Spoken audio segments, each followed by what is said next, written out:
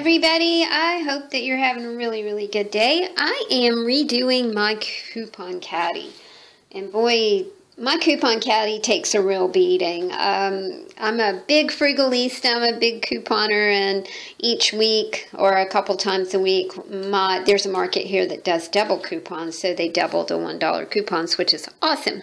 But I made a little Midori style coupon holder probably 2 years ago, and she is really kind of looking battered right now. I did a heat and bond cover, inside cover on her, and all that's coming apart now, and my envelopes are kind of looking a bit beat up as well. So I thought today I would show you how I'm going to kind of redo my little Midori coupon book. The first thing I did was I used one of my super favorite things in the whole wide world, which is a cereal box board. And with the cereal box board, I cut it at 9 by 7.5. And that left me, a nice little fold on my Midori coupon holder.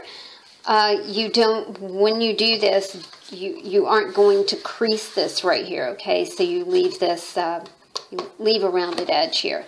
I cut some envelopes that were 7 by 3.5. So I cut them 7 by 3.5. And what I did here was I just taped all of the envelopes together with some washi tape, and again, not too fussed about the way I did it or how it looks. This is really a very functional item, and it has to be, it has to be sturdy. It has to really, it goes with me every time I go out of the house, so it has to be strong and sturdy.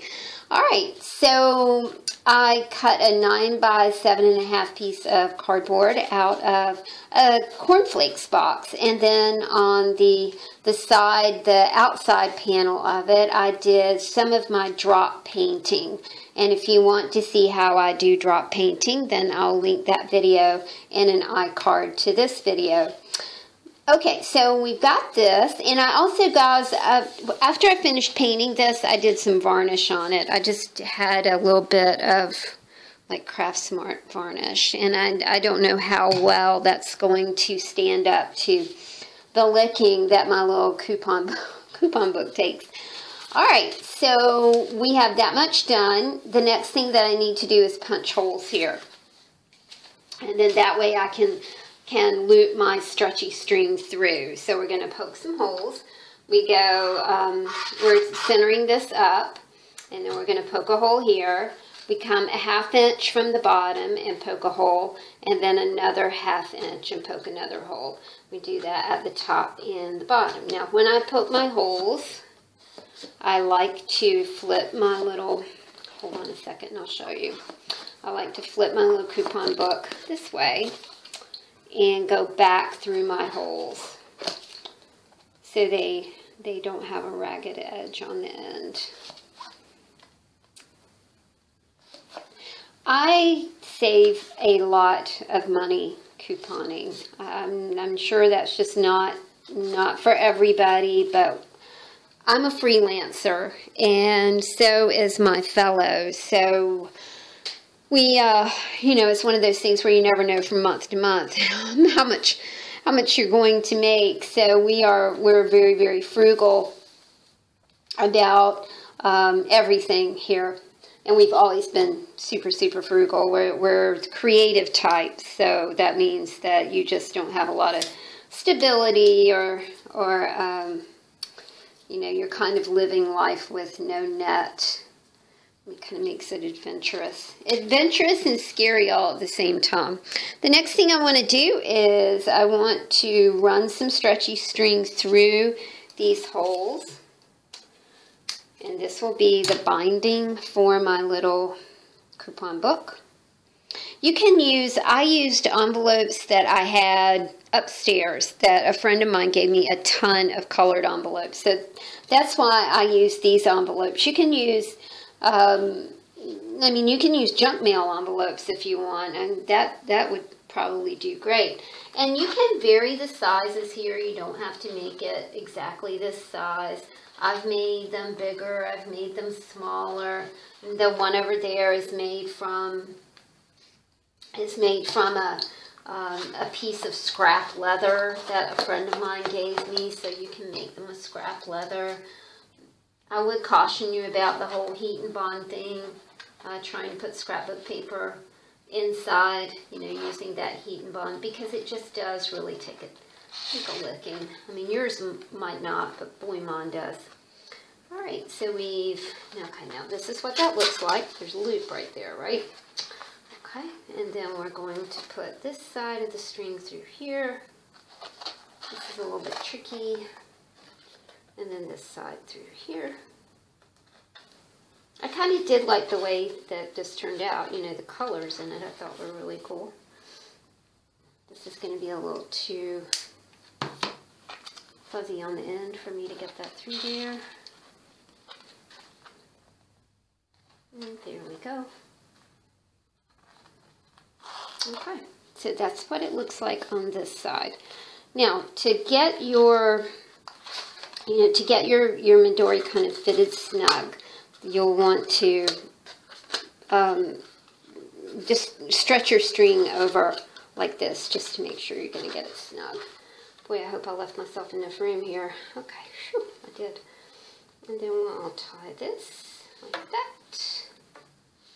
Okay, now I've taped all my envelopes together. I'm using 5 envelopes, so I'm going to slide that right under the string here. And there we go. There's my new coupon caddy, and that's what it looks like. Sorry about the glare, y'all. The sun is in the west.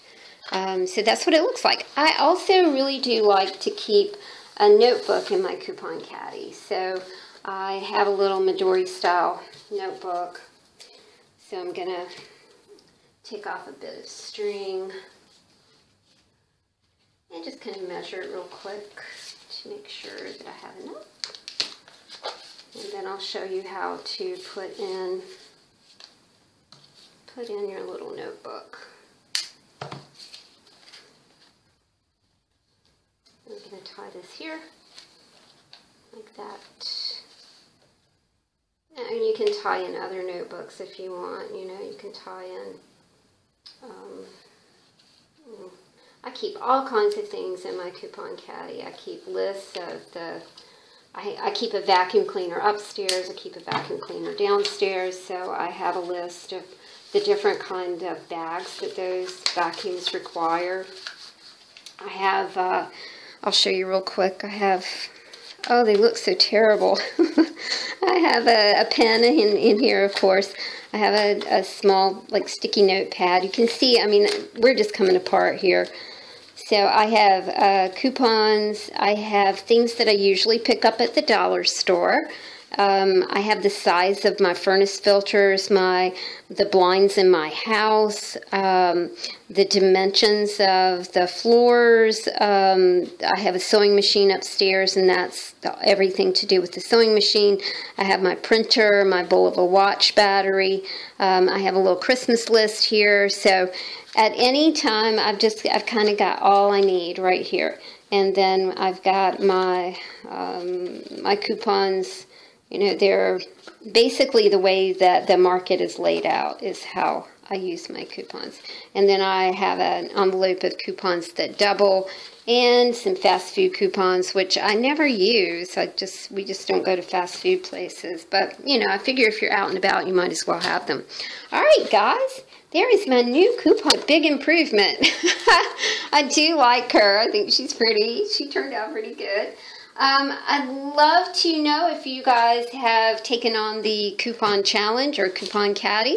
It's really, you know, it's kind of like a game to see how much money you can actually save at the market. And usually I save between 35 and 50% at the market by just using coupons and match them with sale items and that kind of thing. But anyway, just a frugal tip from a frugal girl. And thanks for joining me for this little Midori coupon caddy tutorial. And I will see y'all again soon. Thanks, y'all.